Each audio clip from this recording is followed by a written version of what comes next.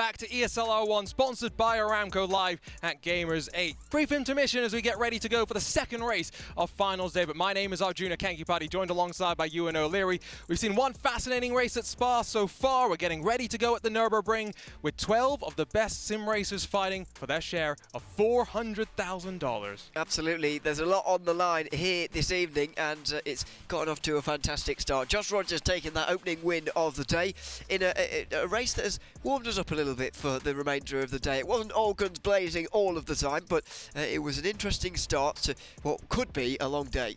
We did have the chance, by the way, to work our way through some of those drivers earlier and talk you through some of those stories. Look at the cars getting ready to go for practice right now. And of course, after that, we go into the unique and fun Super Pole qualifying session. Absolutely, we saw a lot of drama with the Nürburgring qualifying session in previous rounds earlier yesterday, and so we're expecting similar things once again here. Of course, we've spoken about it just before the break. So important to qualify well because it's difficult to overtake here. So you do need that good lap, but you've only got one chance to do it. Now, we're not using the full green hell configuration of the Nürburgring Nordschleife, so I'm only slightly disappointed. This Grand Prix layout that we're using does have the NGK slower chicane, which is going to be very important when it comes to those passing opportunities. Race control looks on from up above as practice gets ready to go and drivers get their opportunity to rumble out in their rigs once again and to get a couple of laps under their belts before that one-shot qualifying attempt. Absolutely. So I wonder, or it does make you wonder, how much practice they can actually take from this, but they will be driving for a good proportion of that just to get themselves up to speed, get themselves warmed back up again, because it has been a little while since the last race. Might be getting a bit warm in that stage as well. We saw some of the shots from yesterday's action, sweat dripping down the drivers. It tends to be something that you do regardless whether you're in a LAN event or back at home. Let's have a quick chat though with the director of Rennsport, who's going to give us some more insight into everything behind the scenes. Let's have a chat with Marco. I'm here with a very special guest. I'm here with the co-founder of Rennsport, Marco. Marco, firstly, how are you doing? Absolutely fine being here. Just a pleasure. I mean, wow, what a place, right? What do you make of this incredible event here, ESL 1 at Gamers8? I mean, first impressions, what do you think? Yeah, it's just amazing what we can do for sim racing here. We went out several years ago to say, okay, how can we leverage what those fantastic guys are doing as athletes, and being here in that big event together with ESL is just a fantastic achievement, and we are pushing hard to deliver here. I mean, the game looks absolutely fantastic. Are there nerves with this sort of thing? You know, leading up to such a massive event with so many eyeballs on it, or are you guys like, we've got this covered? How do you feel about it? And what are your nerves, really, if you have any? So honestly speaking, with that fantastic team in the background, I'm pretty calm. The team is maybe a bit more nervous. We are still in an early stage, running the closed beta, and doing sporting in that early stage is quite challenging. But as I'm coming from the real motorsport world, I'm used to competition and happy to see it here as well. Perfect. Things have gone well so far. What does it mean to you and the rest of the team to be involved in such, well, a flagship, a pioneering event in sim racing? How special is it to be involved in it with your product? Yeah, it's very special. It's a big honor to be here on stage with the biggest esport titles in the world, and this is exactly the push we wanted to give for sim racing. Perfect. Well, sim racing, certainly I know it's never seen anything like this, so long may it continue. Thank you for your time, Marco. Back to you guys in the studio. So much to look forward to in the future of Rennsport as well, and I'm sure there's plenty of stuff that we don't even know about just yet. We are getting ready to go, like we said, for the race at the Nürburgring. We've talked plenty ad nauseum about this track, and so maybe we should talk about some of the technical challenges that it brings, and maybe some of the differences that we'll see from Spa. We talked about the BMW being a little bit slower in a straight line. Not going to be such a factor here. No, it's certainly not. There's not the same kind of straight line speed dependency that you maybe have at Spa or Monza, for example, even Hockenheim, to be honest. It's one of those circuits that doesn't really possess those long straights. It's sort of towered over by the presence of the Nordschleife. Just if you were turning left instead of going right at the final corner, that's where you'll find the green hell. And that means that this circuit is somewhat brushed under the rug sometimes in terms of its challenge. But it is a difficult circuit.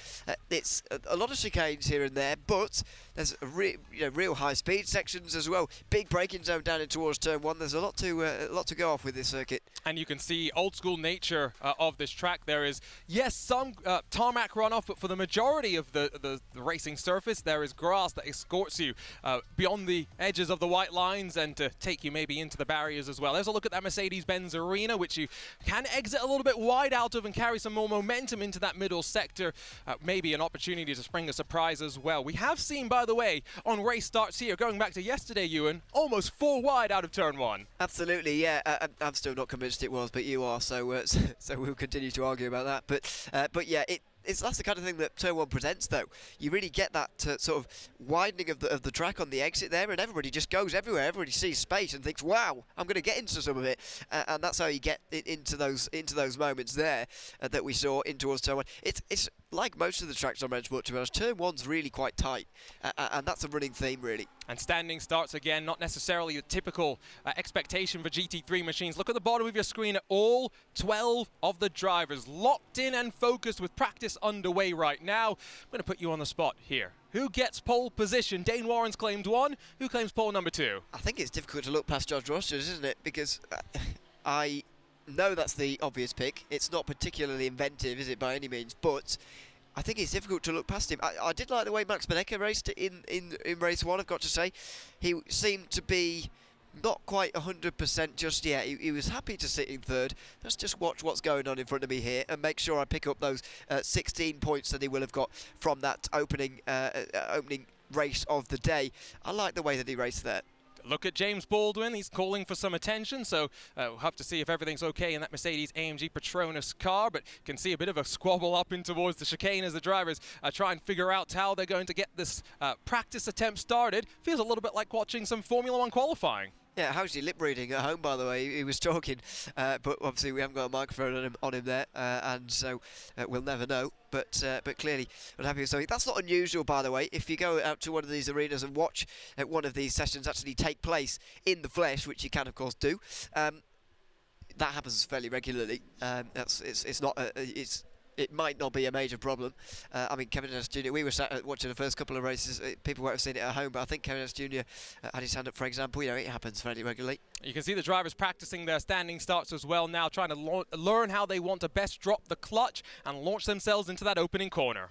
Yes, and there's Jakub Brzezinski doing just that at the moment, the only Williams eSports driver to be here. He got to the end, or got to the Munich Major, I should say. Didn't get to day 2, but he's experiencing finalist mode for the first time. That's Michael Preston, the Mercedes-AMG Team Williams eSports manager, up above, watching on as his young charge, Kuba Brzezinski, the Polish driver, continues to work his way on forward. Can we call him young? He's probably younger than you, but he's been around sim racing for a long time now. Everyone in sim racing, to be fair, is fairly young, including yourself. Thanks for that. I mean, Jakub Brzezinski was beating Lewis McLeod to Virtual Endurance Championship titles 7 years ago. But everyone can beat Lewis McLeod, let's be honest. I don't think I did when we tried transport. Oh, okay. Sounds like we need a commentators race before things wrap up here on Sunday. You did have one on Wednesday or Tuesday. Well, that was technically not a commentators race. No, there was others involved as well. But, yes, but I did finish 2nd. Oh wow! I beat Yaroslav, but technically that's because he returned to the pit lane and retired. Yeah, Yaroslav would slap us all. Oh yes, no. We're talking about someone who is actually a competitive driver. He's actually good, yeah. I know. Obviously, we all do a little bit of racing here and there. We like to drive now and again, but Yaroslav is a properly good driver, and yeah, without problems, he would annihilate us all. Let's talk about Yuri Toman in that R8G Audi, because led the Drivers' Championship for 3-4 rounds in the online portion of the championship before things started to fall away slightly for him. He got a 4th and a 2nd in Group C to be able to advance on forward, and I think he's looking a little bit more comfortable. Yeah, the first half of the spring season, he was in the final every time. He seems to rise to the occasion in LAN events, actually, on occasion anyway. And then the second half of the season, it really went wrong for him because he never saw another final after round 4. Did all right in day 1 in Munich, not so good in day 2. It was one of those situations where he was kind of there, but you felt like he barely mentioned him during the race, and sometimes we say during the racing, I should say, during all of the races. Sometimes that's a good thing. We know as commentators, if we're saying someone's name a lot, then it involved in a lot of potential drama. But when you're sort of, not quite on form, not being mentioned very much, it just wasn't so good for Yuri Toman on day 2. In a lot of ways, we talked more about Erhan Yoyovsky in the RAG camp as the team assistants to Marcel Cinchik. So, of course, 4 drivers for all teams, for different tracks. Maybe they all have a little bit more speed. It's going to be interesting to see as we head into the team championship how team managers make their decisions. They had to decide in the drivers championship which group to slot them into. That came down to where they thought maybe their rivals would place their drivers, what tracks they thought their drivers could be quickest at. That's what the team manager is there to do, not just to manage them during the course of the race. Absolutely. Yeah, we're looking forward to this one now. Just moments away from practice finishing, qualifying, getting underway as well. But yeah, Erhan Yoyovsky played such a big role, didn't he, back in Munich in helping Marcel Cinchik to win that title. Can't help but feel like Cinchik would want to win a title sort of as a lone wolf. I know he's got a teammate in Yuri Toman here, but so part of me, and obviously he doesn't, I don't think he feels like that, but yeah, he'll want to win this kind of on his own. There may be some team alliances to start off, but once we get into finalist mode, if you've got 2 drivers from the same team, ready, 1 victory away from the championship, all bets are off. And yeah, we haven't seen that before in terms of multiple people in finalist mode. He was one of them, James Baldwin, in finalist mode. Max Benecke got knocked out in day 1 in Munich. There he is. Qualifying about to start, and we are going to send them out again, staggered 1 by 1, and we'll see them all cross the line, get the times. Watch the sectors as well, because I think this is one of the tracks, Ewan, that we saw plenty of slowdowns at yesterday. We did in one of the races. That it was pretty problematic, actually, and meant that the field was really not very close at all by the end. We saw one of the closest qualifiers we've had all week last time out for race 1. Now, what are we going to see for the second one? Max Benecke was first at Spa. Well, it looks like he's ready to go first again now. I think he tried to get the cameraman out of his peripheral vision there. I think that's something that we've been talking about quite a bit in terms of the adaptation the drivers are doing, looking over the right shoulder then of Max Benecke in that Maus Audi. You said Josh Rogers for pole position. I'm wondering what the viewers have got in store as well. I think I'm going to go slightly different to you. I don't know why. I'm going to go James Baldwin. He is good at this circuit, as we know. Won here in his race as well when we raced there for the first time yesterday. Won, well, was nearly going to win race 6, day 2 in Munich. I'm sure you remember that back then, a couple of months ago. So yeah, it's not a bad pick. He's got a decent chance here, but just makes you wonder after the first race here today. Just makes you wonder what kind of form he's on after finishing 6th. And hopefully there aren't too many dramas for him as he gets ready to head out there in qualifying. It's going to be Benecke though. That is the first to get us underway in the hot lap qualifying session. Down the hill into turn number 1. Track falls away from you as you brake just around 120 meters into first gear. Try and get as close to the apex on the right-hand side and swivel that momentum onto the right part of the track. Now dancing through that Mercedes-Benz arena. Camber away from you as you fall away from the track. But this is a crucial corner. Keep tight to the inside. Set up on the left because you can really jump onto the power early and carry the speed out of the Mercedes-Benz arena and also off the track. This is the circuit where you're least worried about the cut track penalties, but that was the corner right there through turn 4 where you do have to be concerned. There's a lot of tarmac to the left-hand side there, and if you use too much of it, then you'll be in a lot of trouble. Through turn 5 and 6 goes Benecke right now. Not too much to speak of there. Gets relatively close to the gravel, up on the curb, and now the run down towards the very lower end of this circuit.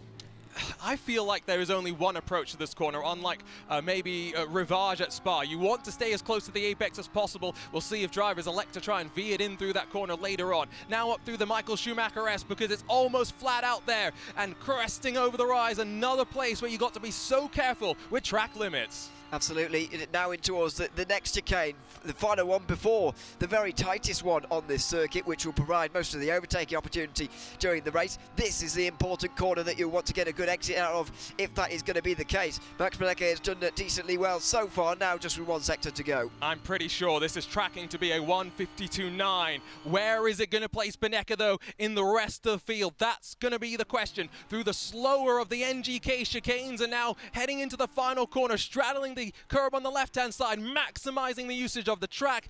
And as the Maus 71 pirouettes under the brake, storms onto the power, it's the drag race to the line for Benecke in the 71. 1:52.9 what we're expecting, and it's a 9.25. Fantastic from Max Benecke. That could well be unbeatable here in this session, but if there's any man to do so, it will be the Australian Josh Rogers, winner of the first race here today. Pole position and the win in day one. Now he's on the charge. Pretty sure that first sector's half a tenth off. Second sector almost identical, but also maybe a little bit slower. Rogers, after just missing out on pole position in the first race, trying to re-establish himself on top. 52.925 to beat, and it's 15 thousandths of a second slower. That's a great lap time in his own right, by the way. Really good lap time from Josh Rogers, but it's just not quite as good as Max Benecke. Marcel Chinchik, another driver who's so strong at this circuit. He went for it on James Baldwin, of course, back at race 6 in Munich. This was the race where we saw so much drama. He pulled out a great qualifying lap that time too. What can he deliver this time? Trending behind Rogers through the opening 2 sectors, but can the Audi find some more speed in the final sector? Doesn't look like he's too happy with that. It's a 52.981. It's still very quick, but it's half a tenth off. This is unbelievable. 52.9s from all of the top 3 at the moment. Fantastic. This won't be in the 52 though. James Baldwin is tracking into the 53s as he heads to the final corner. Let's see what he can actually produce here. It was a great lap time, like for Chinchik. It was the same for Baldwin as well, as he went on to, or after he took 3 race wins in a row at Munich. Now over the line for James Baldwin, a shake of the head immediately. It's a 53.3. He'll be near the back. Like I was saying, just track those sector times. We want 36.1s in that first sector so far. Rietveld's into the 36.2s. It's not that far off. Has clawed some of that deficit back in the second sector. Just has that final chicane to navigate. Let's see what he can do. It was a good race from him to start with. We thought that he was just biding his time and trying to win that race in the end. It wasn't possible. What's the time going to be for Jeffrey Rietveld here as he looks to build on that result? This is where the BMW with its slower top-end speed maybe isn't going to be compromised too much, but it's just outside of the 52s. It's a 53.045, and for Rietveld, it's in front of Baldwin, but behind the top 3 as they stand. For Toman, another good Sector 1, a slightly slower Sector 2. We'll see what Sector 3 has to offer. Yuri Toman looking for at least near his teammate, I would say. Marcel Chinchik in third at the moment. The 2 RHG drivers looking to help one another here. What's the time going to be for Yuri Toman? I think he's going to be in front maybe of Rietveld, but not in front of Chinchik. In fact, he falls just behind that final sector, dropping off slightly to the 29.555. It's a 153 there for Yuri Toman. Kevin Siggy up next. Absolutely, into the final chicane for him after winning 2 races yesterday, looking to build on that now, although I would add that he might well struggle to manage this, to be honest, because of the way that the spring season has been and so on and so forth. Let's see how he does today, though, out of the final corner for him. Rietveld qualified well in the opening race. Can Siggy try and match him? Well, he jumps up right behind his teammate. They're split by 600ths of a second. Yeah, they'll be starting not too far apart, you would imagine, in this next race. Kevin Harris Jr. Now looking for another top 5, which is, I would say, where you kind of want to be generally in these races, looking for finalist mode a little bit later on. He makes his way out of the final chicane now, and we'll see if we get another 52 here. I think he's tracking closer to the 53s. There were 36.318, about a tenth and a half off in that opening sector where Benecke really has seemingly got some magic in that Audi. Ellis Jr., a last gasp addition to the top 12, and well, he's not the slowest of them all, but almost. Yeah, only Apex Racing Team driver in the final 12. Again, he was the only in the major, in fact, for Apex. Jakub Brzezinski is also the only Williams Esports driver here in this session, in this final 12, and he's making his way now towards the line as well. Yeah, that Mercedes-AMG Williams Esports squad, one that we may expect to have plenty of speed tomorrow, but they're riding their hopes on Kuba Brzezinski today. That lap time is going to be the slowest of them all, though not really an impressive run for Brzezinski. Oscar up next in a car that we know is flying. The Porsche's always quick. And by the way, for Brzezinski, that's very much going along with what we saw at Spa as well from him. Unfortunately, quite a few temps away, and he'll be towards the back. What about Tommy Oscar, who was towards the back of a lot of the Spa race as well? He'll be looking for a bit better around here.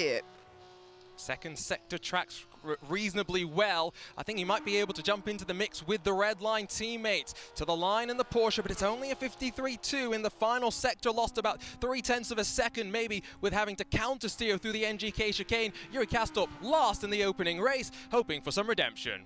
This is looking like last at the moment in the session as well, isn't it, though? 37.7's quite far away from where he wanted to be. And he looked pretty disgusted as he drove towards the final chicane. But I say that a lot because they always do, really, these drivers. I think Kastorp certainly has a right to be this time. They're always striving for perfection, that's for sure, but this is definitely not going to be the lap time that Castorp wanted. Going to see him drop to the very back of the field and be in the 55s. He's got some work to do in the 15 minutes of racing that we've got coming up. Here's Dane Warren, pole position in the first race, 36.2 in the opening sector, relatively quick. 47.2 in the second sector, pretty quick as well, but not tracking to get to the top. Let's see if he can manage it here. Dane Warren, pole position at Spa. What is it going to be at the Nürburgring as he wrestles with that car out in the final corner? To the line and hoping, but you can see the right hand come up in maybe a gasp of disbelief. It's a 53.266, that final sector again. Another Porsche losing 3/4 of a second. So maybe we now know where the Porsche's a little bit more vulnerable here at the Nürburgring. Absolutely, and that could play a key role in the race as well. But Max Benecke won't be bothered about that. He has taken the pole position, rightly directing the cameras away from him to get that first place. He's got the ALG fastest qualifying lap for this second race. Let's take a look at the starting grid. Right at the back, unfortunately, it's the Yuri Castorp-driven Maus Audi. He's got a 1:55.549 with which to represent, but definitely not a representative time. Kuba Brzezinski lines up alongside, while James Baldwin, the shock of being back there in 10th spot. Tommy Osgaard lost some time in the final sector. He will be alongside in 9th spot, while for Dane Warren, first in the first race, 8th in the second race. Kevin Ellis Jr., Yuri Toman, and then Kevin Siggy make up the rest of the drivers up towards the top 2 rows, while Jeffrey Rietveld, Marcel Chinchik, and Josh Rogers all just miss out by the narrowest of margins on a pole position, because Max Benecke's the quickest of them all with a 1:52.925. Great lap time from Benecke, who is on pole once again. I said earlier on that I like the way that Benecke raced in that opener at Spa. He was just sitting there waiting for things to happen in front of him. Took home 3rd place without too many problems. Now he's looking to push on that little bit and maybe go a little bit better. 25 points for a race win. Ultimately, we talk about needing 4 race victories to be able to get to finalist mode. We are not even halfway through the racing to get there. And in terms of the points as they stand right now, yes, 25 points have gone to Joshua Rogers, but with such a strong field and qualifying showing some surprises, we know that the result at the checkered flag could be very, very mixed up. They could be, and that's what we're kind of hoping for as well. We're hoping for a good race here, but Nürburgring is hard to overtake on, so it will be a bit difficult in that respect. But you will, you can bet that the likes of Josh Rogers and Marcel Chinchik and those just in behind will certainly want to get up there into that first position. Who do you think comes out on top then? I think once again it's difficult to but yeah, he was so quick in his earlier heat. I know he wasn't against Benecke there, but even so, I'd go with him. I love the AR graphics that we've got on the stage. Max Benecke scanned in AR, and that fastest lap presented by ALG goes his way. Ultimately, turn 1, you say we didn't see 4 wide yesterday. I still maintain that we did. I feel like it's going to be that run out of the Mercedes-Benz arena, out of turn 4 in the opening lap, that really defines who leads the race, who defines the tempo for the rest of the 15 minutes. Yeah, who controls the race as well from that point onwards. We've seen in the past that it is possible to overtake, but it is no doubt difficult. We're going to see some great racing though through the Mercedes arena. It's a fantastic section of corners to race on. You can just stay side by side for a very, very long time through there. So, yeah, looking forward to getting this second race of the down to weight. Absolutely, we'll get the lights up and begin to bring them up in just a few moments' time. There are the drivers getting ready. The lights up above. We've got 30 seconds to go. I'll just point out as well, you've noted this yesterday, race control is looking down on all the drivers. Yeah, and we'll see whether they're going to be dishing out any penalties from up there as well, because we did see a few of them yesterday. It was kind of ironic that we interviewed the race director and said, it's not been that bad so far, and then it was all of a sudden busy. So let's see how it goes today. Drivers get that warm-up session in the books. They will get gridded up, and then lights will begin to rise. Finalist mode is what these drivers are looking for right now. The opportunity for 1 victory to secure them the championship. They need 80 points to get to that spot. Now, as they focus up on the grid, though, it's all about watching the lights, managing the engines as they build. Let's get GT3 cars singing in symphony once again, ready to go for the second race on finals day in ESL R1, sponsored by Aramco competition. And from the front of the field, lights go out. Benecke leads us into the opening corner. Rogers cuts off the RAG Audi behind, but now goes out wide, allows the opportunity to try and slip up the inside, but single file inside of the top 2, immediately goes 2 by 2, almost 3 rows deep. Interesting call from Rogers there to go to the outside when Benecke was directly in front of him. Him wanted the space clearly, and he's been able to hold off Marcel Chinchik, who gets very close with Jeffrey Rietveld, who's looking up his inside in towards turn 3. They're single file though out to the Mercedes arena. The two redline BMWs did not want to be side by side to cost each other some momentum. Kevin Ellis Jr. coming under fire in his Apex Racing Team Audi as well, but into the middle sector they will go. Benecca leads from Rogers, Chinchik, Rietveld and Siggy, and then Kevin Ellis Jr. in 6th spot. It's single file for the leaders all again. We've had another race without incident off of the start here, which is fantastic to see, but not great news for those who are looking to gain places here, because it's difficult to do it once you're all single filed out and you're sorted out. Further behind where the side-by-side is, up front, they're single file.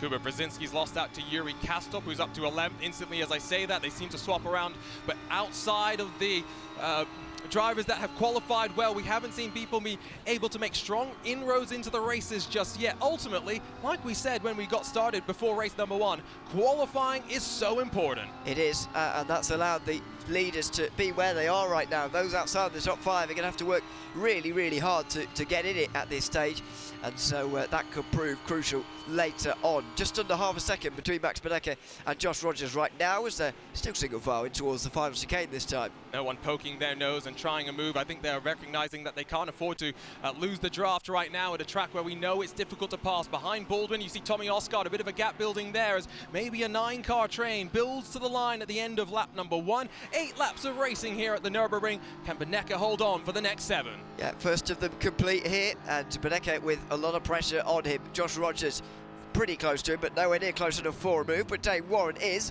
looking to the outside of Yuri Toman. Not going to make it stick though, and I think ultimately trying to just work on the back and set the moves up, the pressure will build, and maybe in through the exit of the arena section we'll be able to get alongside and compromise the momentum. Watch the dance on the feet as well as drivers a threshold brake, trail off the brakes after stamping on it aggressively, and then manage the rear tires, not trying to spool them up and get them heated up as well. All tidy for the time being. Ellis Jr. half aggressive, half defensive. Really, it's a very different race to what I think we thought we'd expect. Yeah, I think Kevin Siggy is once again qualified a little bit higher than he can maybe race, and so he's once again with a lot of pressure on him. He was in a similar place at the start of the race at Spa, and now finds himself defending again. Kevin Ellis Jr. looking for a move up the inside there. That's not going to happen. James Baldwin is the one at the very back here, with Toman and Warren just in between as well.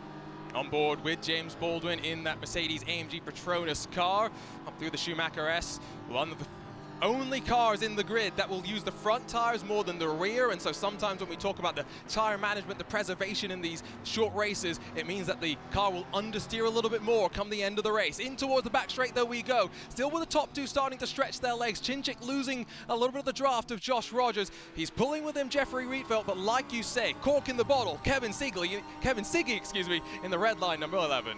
Yeah, and it's creating quite a train behind him at the moment. Tommy Usgaard trying to get involved as well as Jakub Brzezinski, who are probably all catching now at this stage. Siggy with potential to lose a place now, because Kevin Ellis Jr. is just going to try and get that exit off of the final corner and have it going towards turn 1. It's hot there in the stage, it's hot here at the desk as well, and so sometimes English a struggle for commentators. In towards turn number 1 once again though. Track falls away from you like we said earlier, but look how close Rogers is to the back of Benecca. What, a car length or 2 between the two of them, a little bit further back for Chinchik, who did finish 7th in the opening race. We kind of thought that Benecca and Rogers were the favourites to make their way into finalist mode. We weren't so sure about Marcel Chinchik's chances. No, I mean, you've got to, it's hard to put him too far down the order because he is the Spring Major champion after all, but it wasn't the best start at Spa, I think it's fair to say. Some of that down to qualifying, but he's qualified well here. He's not able to quite race as well as Max Benecca and Josh Rogers right now as we have a look at Kevin Ellis Jr. towards turn 1 a couple of moments ago. It's going to be on Kevin Siggy as they try to work for an aggressive move, but a late reactionary block, I think, in some ways. We'd be curious to see what race control has to say about that, but Ellis Jr. alongside had a bit of an overlap. Big send then to try and work their way through, but this is the advantage of the outside. You can continue to wrap the longer line and eventually get the inside of turn number 4. Yeah, and that's not ideal, the place he's found himself, because the next corner is outside for Kevin Ellis Jr. and that has put him back into where he was, 6th position for the moment. But Kevin Siggy, very much the cork in the bottle. We said it before, and it's remaining true right now. Even Marcel Chinchik starting to struggle a little bit. Jeffrey Rietveld quite close to him. Let's talk about the front. Beneka and Rogers, 1 second now clear of Chinchik behind. I'm curious, 25 points for first, 20 points for second. If you're Josh Rogers, already 1 win on the board, how aggressive are you going to be to go for the lead, knowing that your rival is in front of you? Yeah, that's the difficult thing, really. As things stand, Rogers will be on 45 points and Beneka on 41. So it would be very close between them at this stage. But will Rogers let that slide, or will he want that extra position to try and get into finals mode as quickly as possible? He can afford to finish here and still making him 4 races, by the way. So he might still be all right for the position that he's in. But at the moment, he's not even close enough to think about that. And for Max Beneka, let's not forget, after putting it on pole, slightly breaks the streak for Miles, where we haven't seen them at the very top of the qualifying order so far here at ESL R1, sponsored by Aramco. I say rivals, by the way. Beneka and Rogers, they've come together their fair share of times. They've raced against each other plenty of times, and there's plenty of storylines there as well. It could be another chapter here in that particular story, but I do think that they'll be willing to be a little bit more hands-off with each other on this occasion, given the situation they're both in. I'll just reiterate as well, Max Beneka mentioned this yesterday, not having to do double duty in the second half of the year after having to combine ESL R1 and Porsche Tag Car Esports Super Cup duties at the first half of this year. We saw Jamie Fluke, Thomas Tatzler, as well as a couple of other drivers having to do that. They all spoke about the difficulty, especially knowing that some of the days they start on Friday with ESL R1, Saturday is the Porsche Tag Car Esports Super Cup, and if they're lucky to get to Monday in the semi-finals and the finals, they've got to find even more speed come then. On board though with Tommy Osgaard as he arrives behind James Baldwin. Yeah, it's been a busy time this year for some sim racers, I think it's fair to say, but not for others. We were speaking about Porsche Commander Esports in their programme. They have been relatively hands-off with the racing, but they're here in ESL R1, and Josh Rogers has been performing for them decently well. Finished up there in the Munich Major, looking for a little bit more here, and in with a great shot at $100,000. Yeah, the Porsche Commander Esports team, we see Rogers and Warren making their way through. They'll feel relatively confident in the team championship, because we know with Mitchell de Jong as well as Mac Backham that they've got 2 very capable drivers who may not have had consistent first half of the years across of ESL R1 competition, but have on rounds, on occasion, be able to prove the speed. On board with Rietveld then in that 4th position after finishing 2nd in that first race. We talk about maybe 4 podiums being enough to get you to finalist mode. 80 points is what that mark is. Rogers at 45, Beneka at 41. Maybe some other drivers slightly worried as they've already got half the points 2 races in. Yeah, absolutely. And Rietveld would need to win 2 in a row from this position to get there in 4 races. So I know that's getting a bit complicated for this stage in the competition, but even so, that might just encourage Rietveld to go and get that extra place that is worth a few points, 3 points. So we'll see if he can make it. Won the last race yesterday, of course, in fairly dominant fashion, and was never really in doubt as to making the top 12. Rearwards from Marcel Chinchik, who has now taken over from Kevin Siggy as the cork in the bottle. The choo-choo train runs down into the Dunlop hairpin. 1.5 seconds up to Josh Rogers. And for Marcel Chinchik in the Audi, you've got to wonder, as the defending champion of the spring season, does he come in here with more expectation, more weight on his shoulders, not just as the driver's champion, but as someone that wants to lead the RAG team to that team championship that Redline pipped them to? Absolutely, it was such a great battle over the course of the season between those 2 teams, and so we could well see that again starting tomorrow, of course, when we whittle the 12 teams down to 6. But at the front at the moment, it's 2 teams different to those 2 teams not involved in the team's championship fight for the spring season. Miles and Porsche Commander Esports neck and neck at the moment. We're over the halfway mark between Beneka and Rogers now, and nothing has really happened here so far. They're sitting where they are. I wonder whether that will remain the case. It's been a relatively calm, quiet race so far. Means that we don't need to stress our voices, which is a good thing, because like we mentioned earlier, this competition on this day could run indefinitely. Once you get to finalist mode, you must win to become a champion.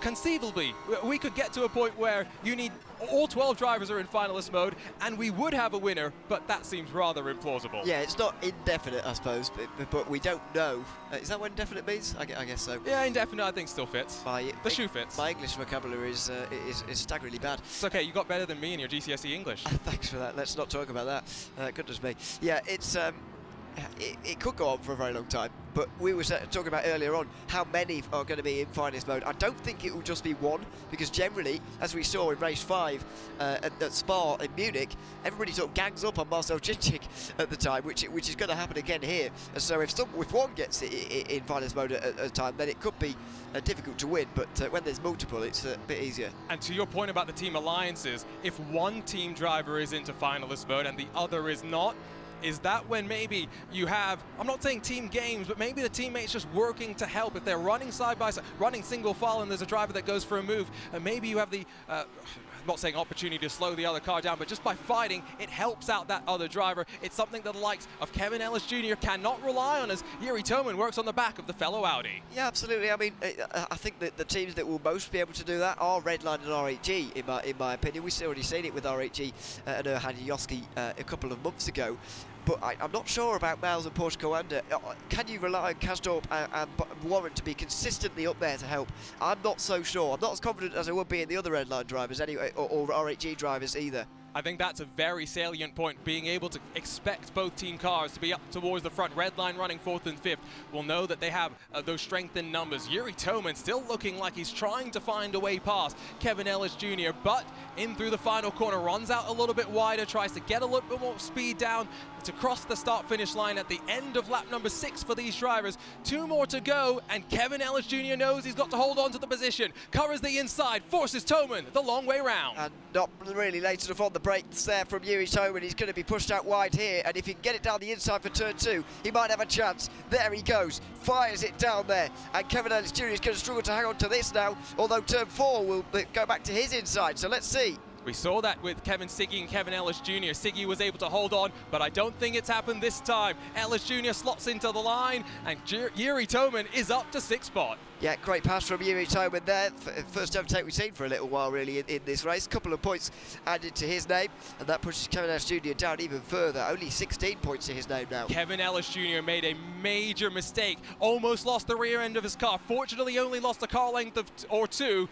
But we are in that phase again where we talk about the tires, how drivers have been able to preserve the car and work through them. James Baldwin, as we mentioned earlier, in the only manufacturer that will use the fronts more than the rears. He'll be dealing with some understeer and looking at Tommy Osgaard in the rearview mirror. He certainly will. We haven't spoken too much about Osgaard so far here this afternoon, but he's not really been involved in too much. This is how Yuri Toman got through on Kevin Ellis Jr. To be honest, I didn't think he was late enough on the brakes at turn 1, but yeah, he was able to hold it there, and that's all you really need to do. I think we'll get the better look off board here in through that second corner as to how it played out, but I don't think Ellis Jr. was as aggressive in the defense as we saw from Kevin Siggy.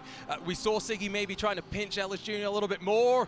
It helps when there's maybe a little bit of contact between the two, and that's Toman's 18 getting the place. Yeah, I don't think Kevin Ellis Jr. gave that up willingly there, but yeah, you could argue that maybe from the shot we saw, you could maybe think that. But yeah, certainly from seeing that replay, Kevin Ellis Jr. was absolutely on it there, but just got overtaken by Yuri Toman, who's now already on the back of Kevin Siggy. Might have left it a bit too late, but there could be a chance for another 2 points now. Final lap of race number 2, and I don't think we expect anything to change at the front. It's 1 second that splits Benecca from Rogers. Czincik a further 1.5 behind. Maybe there's where the battles are going to be. There's Toman immediately firing it up the inside of Kevin Siggy, and on consecutive laps trying to get past in the Mercedes-Benz Arena. It makes you wonder what Yuri Toman could have done if he'd gone a bit earlier here. He brakes late again in towards turn 3. He gets through on Kevin Siggy, who will have the better exit off of turn 4. This battle could go down to the line. I think that's one of our nominations for the KFC's Colonel's Choice of Move of the Day.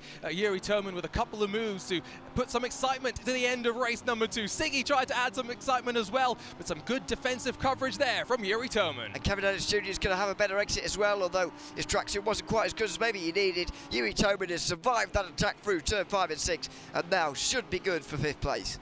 Some really fun stuff. It started to get a little bit more tense, I think, in the latter stages of the race, but I think for the next 2 races that we've got coming up, races 3 and 4, as we head over to Hockenheim and Monza, these drivers that are further back know that Rogers and Benecca are very, very close to getting into finalist mode. Ellis Jr. trying to go the long way around on Kevin Siggy. We're going to have to tuck back into line onto the back straight. I think he could be struggling for track limits there because he backed out instead of actually going for it, and maybe that was the reason he didn't go for it with Yuri Toman either. Dave Warren's got a very good exit now as well. This could come down right to the final chicane. Dane Warren wants to grab some valuable points points after getting fourth in the opening race, but at the front of the field, Max Benecke sat patiently in the opening race, finished third, and after putting it on pole position with a blistering lap, Max Benecke will grab the win number 2 of finals day in ESL R1, sponsored by Aramco competition, taking one step closer to finalist mode. And him and Josh Rogers have got more than 40 points already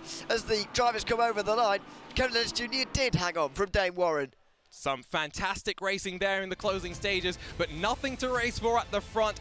Not easy by any means for Max Benecke, but with Rogers putting the pressure on, as calm as you could be, Benecke makes his way into victory lane. And just improves his quest to win that trophy there as well for Mouse. Great drive from Max Benecke, who converted that pole position into a relatively comfortable race win. And like you said, both Rogers and Benecke now above 40 points, halfway to the mark they need to enter finalist mode, and we're only 2 races in to the racing today. We certainly are. It's a long way to go now for all these drivers, but Benecke and Rogers are already more than halfway there. So this, you know, could be into finalist mode after race 4 here.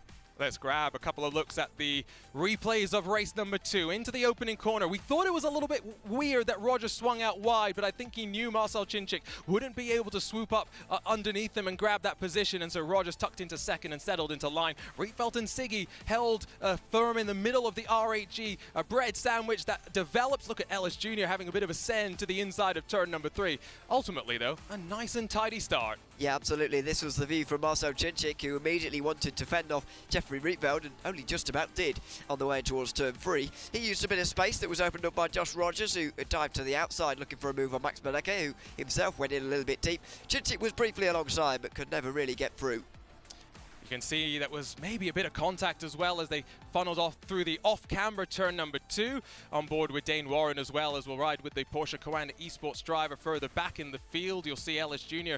Really commit under the brakes. Cold tires, cold brakes as well. You do have to be a little bit careful, and the drivers that are able to make the most of the equipment very much always able to take advantage. You can just see how close they were running, almost bumper cars in through that turn number 3. But as we take a look at these highlights, let's go to the stage and talk with Max Benecke, our race winner. Some say that Nürburgring is a true test of bravery, Max, but also it comes to show that it was also a great test of your skill, because not only did you manage to hold the lead, but you managed to pull away as well. So I just want to get your thoughts on how you felt throughout that race. Did you feel Rogers kind of breathing down your neck a little bit as well? Yeah, sure, at the beginning, of course, but I try to manage my tires because I know that when you do that, you have an advantage at the end, right? So just try to do my best, and in the end, I saw that I could push a bit more. And then when I saw that the gap was at around like 1 second, I just, you know, made it easy, and then it worked. Yeah. So quite happy. بالضبط. بعد ما سألنا عن المتسابق اللي قبل شوي شفنا فعلا منه أداء جدا مثالي، فسألنا أوكي فعلا في المضمار اللي تسابق فيه كيف كانت سهولة الفوز بالنسبة له. قال إنه بشكل عام إنه حاول إنه يصنع المسافات بشكل مرة ممتاز عشان إنه يقدر يتفوق على خصومه، وفعلا قدر يسيطر على المسافة بشكل جدا ممتاز، ويسيطر حتى برضو على حرارة الكفرات، وقدر يحقق النصر. Well, Max, we're going to keep this brief because we want to get you back in that rig, back into race number 3, but Hockenheim's up next. Very split track, you know, we've got a lot of pace, but also a lot of technicality going into that. So how do you feel on that track? Yeah, Hockenheim is always like, it's either there or it's not, you know, because for turn 1 with the curb, it's just very tricky in the Audi. So I will try to do my best and hopefully can move on with a good result there. Let's see. I will try my best. بالضبط. سألنا المتسابق خصوصا انه مختلف شوي عن المضمار اللي فاز فيه، قال انه بسوي اللي علي الامانه. هو صحيح انه في اختلافات، صحيح انه في تنوعات واستراتيجيات حتى برضه مختلفه في القياده، فذكر انه راح يسوي اللي عليه وباذن الله يحقق النصر في السباق القادم. Max, really appreciate your time. Thanks so much for joining me in your post-race interview. Best of luck for the rest of the day. And for now, we're going to throw it back over to the desk to continue our Drivers' Championship finals for race number 3. بالضبط. الحين اعزائنا المشاهدين خلينا ننتقل مره ثانيه على الاستديو عشان نستعد للسباق القادم اللي راح يكون فيه، اللي راح نحدد برضه من يكمل ويجمع نقاط اكثر.